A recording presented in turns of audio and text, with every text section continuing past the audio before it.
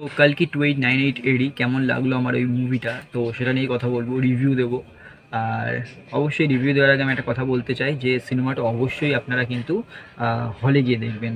কারণ সিনেমাটার মধ্যে এমনই কিছু মানে ভিজুয়ালস আছে যেগুলো হলে দেখলে মানে বড় স্ক্রিনে দেখলেই আপনারা সেই মানে লার্জার দেন লাইফ যে এক্সপিরিয়েন্সটা ওটাকে আপনারা ফিল করতে পারবেন, সেটাকে আপনারা বুঝতে পারবেন। এবং মোবাইলের ছোটো স্ক্রিনে বা টিভির ছোটো স্ক্রিনে দিয়ে কিন্তু সেইটা আপনারা সেই জিনিসটা ফিল হবে না যেটা ডিরেক্টর আপনাদেরকে মানে বোঝাতে চাইছে বা দেখাতে চাইছে।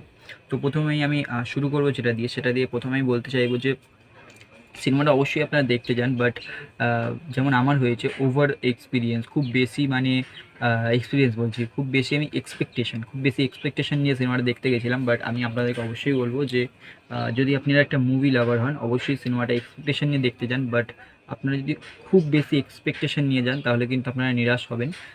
এটা আমি সত্যিই বলতে চাইবো, সিনেমাটা অবশ্যই ভালো, খারাপ না। তবে আমি এই জিনিসটা আমি অবশ্যই বলবো যে এক্সপেকটেশন খুব বেশি, খুব হাই রাখবেন না। সিনেমার মতো দেখতে যান, যে একটা নর্মাল সিনেমা আছে দেখতে যাবো, বাট হ্যাঁ এক্সপেকটেশন তো রাখতেই হয়। তো অবশ্যই দেখতে যান, বাট খুব বেশি এক্সপেকটেশন নিয়ে যাবেন না। কারণ আমি বলতে চাইছি আমি যে এক্সপেকটেশন নিয়ে গিয়েছিলাম সেটা কিন্তু আমাকে ডেলিভারি করতে পারেনি। বাট সিনেমাটা সত্যিই ভালো হয়েছে, খারাপের সিনেমাটাকে আমি কখনোই বলতে পারবো না। মানে নর্মাল অ্যাভারেজ সিনেমা থেকে তো অনেক ভালো সিনেমা।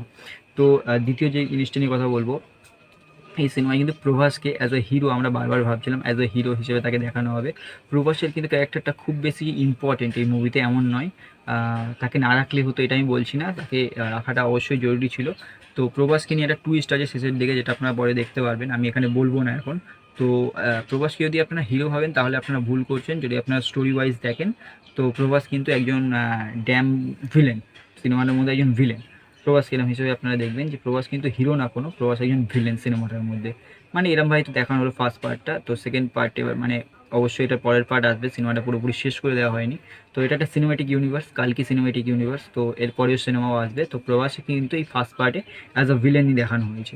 তো এটাই একটা ব্যাপার ছিল যে প্রভাসের যে ক্যারেক্টারটা সেটা কিন্তু আমরা বারবার ট্রেলার বা টিজার দেখে ভাবছিলাম যে একজন হিরোর ক্যারেক্টার হবে, বাট হিরো না, তাকে এত ভিলেনও না, অ্যান্টি হিরো টাইপের দেখানো হয়েছে, বাট কমপ্লিট হিরো কিন্তু সে নয়।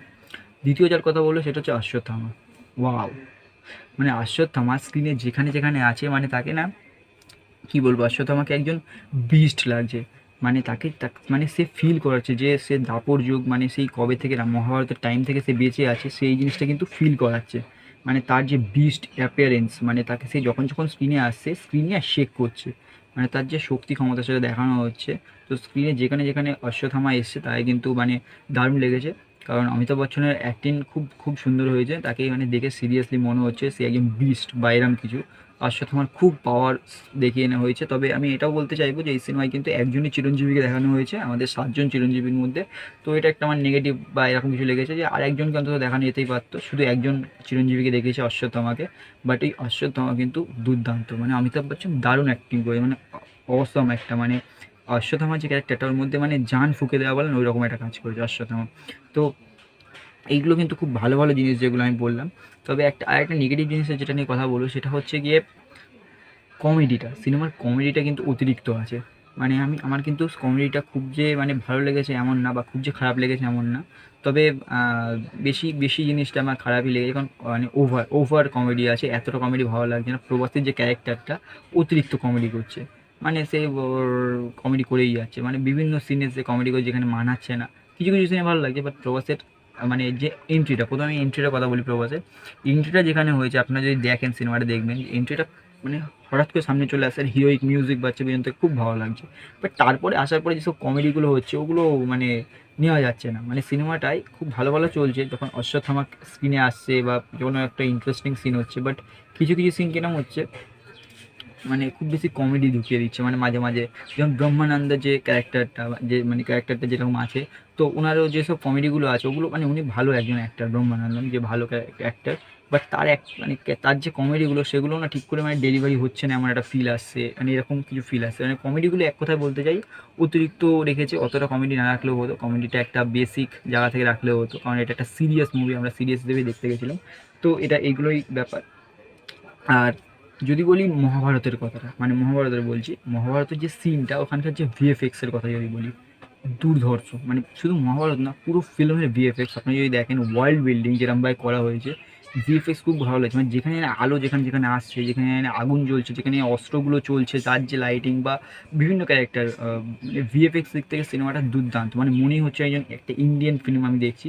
ভিএফএক্স দারুণ হয়েছে, মানে এরকম ভিএফএক্সের সিনেমা আমরা আরও দেখতে চাই। মানে আপনি খুব কম গ্লিচ দেখতে পাবেন যে ভিএফএক্সে, আমি ততটা ফিলও করিনি যে মানে যেরমভাবে চলছে। ভিএফএক্স সত্যিই দারুণ হয়েছে। মানে তবে মহাভারতের যে সিনগুলো দেখাচ্ছে, অবশ্যই এটা মহাভারতের সাথে কানেক্টেড একটা ফিল্ম।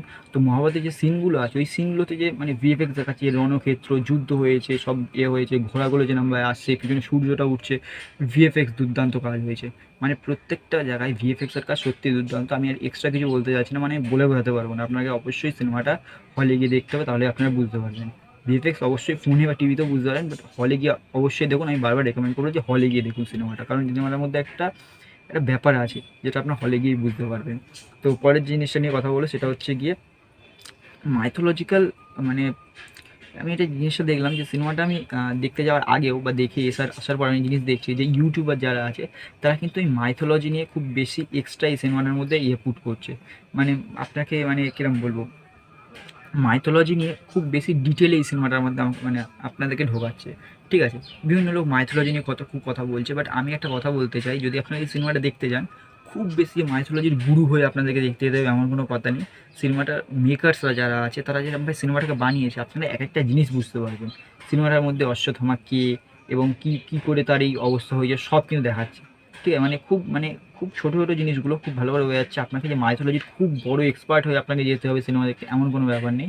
আপনাদের একটা বেসিক নলেজ থাকলেই হবে মাইথোলজি সম্পর্কে, যে হ্যাঁ এটা হয়েছিল কৃষ্ণ অশ্বত্থামায়, একটা বেসিক নলেজ থাকলেই হবে। এই নয়েজগুলো একটুখানি ইগনোর করুন।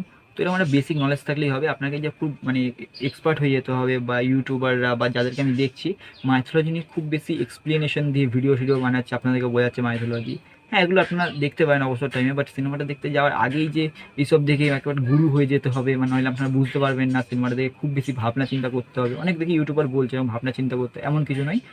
আপনারা সিনেমাটা দেখতে যান। মেকার্সরা এমনভাবে সিনেমাটা বানিয়েছে, আপনাকে বুঝিয়ে দিচ্ছে এটা এরকম হচ্ছে, এটা এরকম হচ্ছে, কে অশ্বত্থামা, কে কর্ণ, সব জিনিসগুলো, অর্জুন কে, কোথা থেকে সব বুঝিয়ে দিচ্ছে। ঠিক আছে, খুব ডিটেল না হয়, একটা বেসিক আইডিয়া দিয়ে আপনারা সিনেমাটা দেখবেন। তো বেসিক একটা আইডিয়া দিয়ে আপনাকে বুঝিয়ে দিচ্ছে, খুব বেশি ডিপলি আপনাকে জানতে হবে এমন কোনো ব্যাপার নেই। এইসব জিনিসগুলো অবশ্যই আছে। আর একটা জিনিস, এরপরে যেটা নিয়ে কথা বলবো সেটা হচ্ছে কলি। বারবার বলছি নয়েজটা একটু ইগনোর করুন। কলি, কলি পুরুষ, মানে এই পুরো সিনেমাটিক ইউনিভার্সের যে মেন ভিলেন হতে চলেছে কলি, মানে কলি পুরুষ, তাকে কিন্তু মানে আবার বলবো জান ফুঁকে দেওয়া হয়। কামাল হাসানের ক্যারেক্টারটা কিন্তু কলি পুরুষ একবার জান ফুঁকে দিয়েছে। মানে যেরকমভাবে ভিএফএক্সের সাহায্যে তৈরি করা হয়েছে কলি পুরুষকে, শুধু ওটাই না, ভিএফএক্স ছাড়াও কলি পুরুষের যেরকমভাবে মানে অ্যাক্টিং করছে কামাল হাসান, বা যেরকমভাবে দেখানো হয়েছে যে জায়গায় সে আছে, ভিএফএক্সে সত্যিই দারুণ। বা কলি পুরুষ যে মানে সত্যিই তাকে দেখে ভয় লাগছে, তার যখন এন্ট্রিটা হচ্ছে বা সে যখন জলের ভেতর থেকে বেরাচ্ছে, মানে বিভিন্ন ক্ষেত্রে কলিপুরুষকে দেখে না মানে লিটারালি ভয় পেয়ে যাওয়া যাচ্ছে। মানে এরকম ভয়ের কিছু সিন নেই, বাট ওনার যে কথাবার্তাগুলো বা উনি যেরকম ওনার অ্যাপিয়ারেন্স হচ্ছে, উনি কিন্তু মানে ভয় দেখানোর একটা জায়গায় আছেন, মানে কলিপুরুষকে দেখে ফিল হচ্ছে। ঠিক আছে, কিন্তু তার চেহারা দেখবে মানে কঙ্কালের মধ্যে রোগা মতলা, কিন্তু আপনি ওকে দেখে ফিল করতে পারবেন সেই ভয়টা আপনাদের, মানে একটা ফিল হবে, অবশ্যই ফিল হবে। তো দ্বিতীয় যেটা নিয়ে কথা বলবো সেটা হচ্ছে গিয়ে এই সিনেমাটার যে ওয়ার্ল্ড বিল্ডিং সেটা খুব দারুণ। সেটা আপনার কমপ্লেক্সের ভেতরে বলুন, কমপ্লেক্সের ভেতরের জায়গাটা সত্যিই স্বর্গ, মানে যেরকমভাবে দেখানো হয়েছে, মানে ওই টাইমে দাঁড়িয়ে তো সত্যিই স্বর্গ। বা কাশি যে জায়গাটা লাস্ট শহর এবং মানে দুনিয়ার প্রথম শহর, তাছাড়াও সম্ভালা, এইসব জায়গাগুলো, বা তাছাড়াও বাদ বাকি এইসব জায়গাগুলো আছে, ওয়ার্ল্ড বিল্ডিং খুব দারুণ হয়েছে। সত্যি কথা বলছি, এরমভাবে ওয়ার্ল্ড যেরমভাবে কাশি, তো মানে কাশির সিনই বেশি দেখাচ্ছে, কাশিকে খুব সুন্দরভাবে সাজানো হয়েছে, মানে খুব সুন্দরভাবে বলতে চাইছি আমি, যেরকমভাবে সাজানো ওরকম শহর তো মানে জেনারেলি হয় না। ওটাকে যেরকমভাবে মানে তৈরি করা হয়েছে সেটার কথাই বলছি আমি, খুব দারুণ করে তৈরি করা হয়েছে। ওয়ার্ল্ড বিল্ডিং সত্যিই অসাধারণ। যেরকমভাবে কমপ্লেক্সের ভেতরটা তো আরও সুন্দর, মানে যেখানে এক্সপেরিমেন্ট হচ্ছে বা যে কোনো জায়গা, ওয়ার্ল্ডে খুব খুব আলাদা রকমভাবে করা হয়েছে। এটা অবশ্যই একটা মানে ভিশন থাকা দরকার মেকার্সের, অবশ্যই। আর এটা এরপরে যে কথাটা বলবো সেটা হচ্ছে গিয়ে যে লোকে যেটা বলছে, ঠিক আছে, সেটার কথা আমি বলছি, যে সিনেমাটার প্রথমটা, ঠিক আছে, একেবারে প্রথমটা, মানে শুরু হওয়ার প্রথমটা মানে 10-15 মিনিট, 30 মিনিট, প্রথম 30 মিনিট আর লাস্টের 30 মিনিট, মানে প্রথম 30 মিনিট না, প্রথম 15-20 মিনিট আর লাস্টের 30 মিনিট, উফ, সিনেমাটার মধ্যে একটা মানে ব্যাপার আছে ওই দুটো জায়গায়। প্রথমের সিনটা তো মানে আমি যখন হলে ঢুকেছি আমি খালি ভাবছি যে আমি মিস করে দিলে কী হতো, প্রথম সিনটা এতটাই দুর্ধর্ষ, মানে ওই পৌরাণিক সময় মহাভারতের টাইম কার্ড একটা সিন আছে, তো ওখানে অশ্বত্থামা কী করে মানে কী হয়েছে আগেকার সময়ের কথা বলছে, কৃষ্ণর যেরমভাবে এন্ট্রিটা বা কৃষ্ণর যেরমভাবে কথা বলা, ডাবিং স্টাইলও কিন্তু খুব দারুণ হয়েছে। কৃষ্ণর আওয়াজটা আমার দারুণ লেগেছে, অশ্বত্থামার আওয়াজটা খুব ভালো লেগেছে। আর লাস্ট যে 30 মিনিট খুব সুন্দর, খুব সুন্দর। লাস্টে একটা টুইস্ট আছে, আপনারা অবশ্যই দেখবেন, আমি বলছি না বারবার আর টুইস্টটা কী আছে, বাট টুইস্টটা খুব ভালো আছে, অবশ্যই দেখবেন। লাস্টের 30 মিনিটও খুব খুব দারুণ, খুব খেটেছে মেকার্সরা, যেটা দেখে বোঝা যাচ্ছে একটা যুদ্ধ হবে লাস্টে বা যেরকম কিছু। আর প্রথম 30 মিনিটও মানে আগেকার টাইমের যেরকমভাবে তৈরি করা হয়েছে, ভিএফএক্সের কাছে আমি বারবার বলছি খুব দারুণ হয়েছে। প্রথম 30 মিনিট, লাস্ট 30 মিনিট আপনাদের দেখতে হবে, অবশ্যই দেখতে হবে। কিন্তু সবাই বলছে যে প্রথম 30 মিনিটের থেকে লাস্ট মানে পুরো সিনেমাটার মধ্যে লাস্ট 30 মিনিট দুর্ধর্ষ দারুণ, কিন্তু আমার মনে হচ্ছে পুরো সিনেমাটার মধ্যে ফার্স্ট 30 মিনিট মানে 15-20 মিনিট ফার্স্ট, ওটাই ভালো। মানে ওটাকে যেরমভাবে দেখেছে আমার ওটা ভালো লেগেছে, মানে জেনারেলি বলতে গেলে আমার লাস্ট 30 মিনিটের থেকে প্রথম 30 মিনিট বেশি ভালো লেগেছে। বাট লাস্ট 30 মিনিট যে খারাপ লেগেছে এমন নয়, লাস্ট 30 মিনিটটাও মানে খুবই ভালো। মানে অবশ্যই দেখা উচিত পুরো সিনেমাটা, তারপরে জাজ করা উচিত। তো আমার এরকমই লেগেছে। তো এরপরে যেটা বলবো, হ্যাঁ এটা কিন্তু না না বললেই নয়, কমান্ডার মানাস। কমান্ডার মানাস বলতে কালীপুরুষের পরেই যে মানে যে জিনিসগুলোকে ম্যানেজ করছে তার কথা। তো সে কিন্তু একজন আমাদের বাঙালি অ্যাক্টর, আপনারা সবাই চেনেন। তো উনি কিন্তু মানে সত্যিই মানে কলিপুরুষের পরে যে ভিলেন বা যে সব কিছু কন্ট্রোল করে তাকে কিন্তু ফিল হচ্ছে দেখে, তাকে দেখে সেই ভয়টা লাগছে যখন সে সবার সামনে আসছে বা কমপ্লেক্সের দরজাটা খুলে যখন বেরাচ্ছে, মানে তাকে দেখে ফিল হচ্ছে সে কিন্তু একটা জেনুইন একটা মানে কমান্ডার যেরকম হয়, একটা ব্রুটাল সেরকম ফিল দিচ্ছে কিন্তু, ঠিক আছে। সে যে নির্দ্বিধায় মানে যার হৃদয় নেই এরকম কোনো ব্যক্তি একজন পুরো ফিল দিচ্ছে তাকে দেখে, মানে ভিলেন ফিলটা আসছে। সে যা যা কাজ করছে তাকে দেখে সত্যিই খারাপ লাগছে, মানে তাকে মানে রাগ হচ্ছে। সে এই এক মানে ক্যারেক্টারটার মধ্যে সত্যি একটা জান ফুঁকে দেওয়ার ব্যাপার যেটা বলে সেটা সে করতে পেরেছে, আমার ভালো লেগেছে সত্যি কমান্ডার মানাসকে। তাছাড়াও যে কথাটা বলবো সেটা হচ্ছে দীপিকা পাদুকোনের কথা। দীপিকা পাদুকোনের খুব বেশি ডায়লগস বা এমন কিছু নেই, জেনারেলি সে চুপচাপই আছে, তাকে নিয়ে এদিক ওদিক করা হচ্ছে। বাট দীপিকা পাদুকোন যে মানে যে অ্যাক্টিংটা যেরকমভাবে সে চুপ করে থেকে করতে পেরেছে সত্যিই দারুণ, সত্যিই দারুণ। সিনেমাটার মধ্যে দীপিকা পাদুকোন একটা মানে কী বলবো, দীপিকার একটা ইম্পর্টেন্স আছে, অবশ্যই একটা ইম্পর্টেন্স আছে, এটা তো অবশ্যই বলতে হবে। যদি বলি কেমিওর কথা, কেমিও আছে কয়েকটা, কিন্তু কিছু মানে খারাপ কেমিও লেগেছে যেগুলো, সেগুলো হচ্ছে আমার মৃণাল ঠাকুরের কেমিওটা খুব খারাপ লেগেছে। কারণ একটা মেয়ের ক্যারেক্টার এমন আছে যেখানে অন্য কাউকে রাখলেও মানে কোনো কিছু এসে যেত না, কোনো ফারাক পড়তো না। একটা বেসিক একটা মেয়েদের কেমিওতে আছে, একটা মেয়ের কেমিওতে আছে। তো মৃণাল ঠাকুরের জায়গায় ওখানে অন্য কেউ করতে পারতো, মৃণাল ঠাকুরকে ইম্পর্টেন্ট জায়গায় দিলে বেশি ভালো হতো আমার মনে হয়। বা দুলকার সালমানের যে কেমিওটা আছে তার সেটাও একটা একটা বেসিক জায়গায় আছে, আমার মনে হয় এই কেমিওগুলো একটু বেটার জায়গায় দেওয়া যেতে পারতো। যেমন ওই ক্যারেক্টারটার নাম কি, বিজয় দেবরকোন্ডা। বিজয় দেবরকোন্ডাকে কিন্তু একটা অর্জুনের ক্যারেক্টারে নেওয়া হয়েছে, তাকে কিন্তু ভালো লাগছে বিজয় দেবরকোন্ডাকে। বা অশ্বত্থামাকে যেরকম নেওয়া হয়েছে ওরকম একটা বড় ইম্পর্টেন্ট ক্যারেক্টারে নিলে ভালো হতো, সব বড় অ্যাক্টারদেরকে, দুলকার সালমান বা মৃণাল ঠাকুর এদেরকে।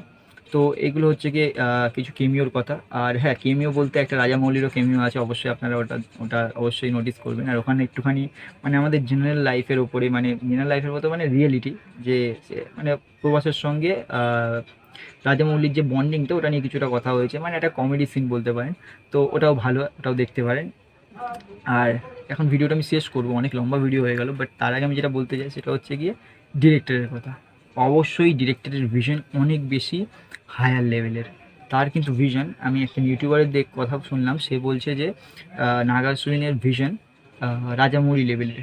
আমি বলতে চাই অত বড় না হলেও নাগা অশ্বিন কিন্তু নেক্সট রাজামৌলি আমি বলতে পারি।